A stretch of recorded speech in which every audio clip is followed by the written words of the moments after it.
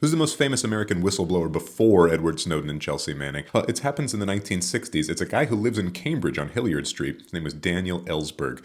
Ellsberg was working for the Pentagon in the 1960s, did not agree with the Vietnam War, and read some papers that suggested that the United States government was well aware of the fact that we will not accomplish our strategic goals, fighting communism in Vietnam, and furthermore, for the resources we're allocating to the war, we can't win. We are just wasting American lives for no reason other than scoring political points.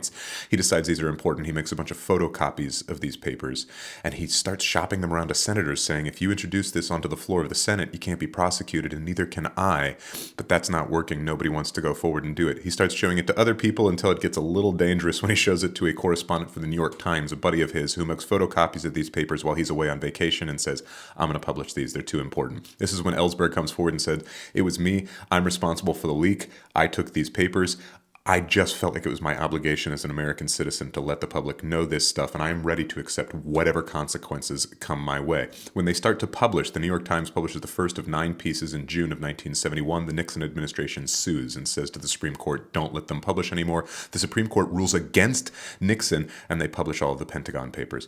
Daniel Ellsberg is put on trial in 1973 under the Espionage Act of 1917, and Nixon's lawyers illegally collect evidence. Oh my God, can you believe it? And there's basically a mistrial declared. The judge tosses the case, and Ellsberg walks away free.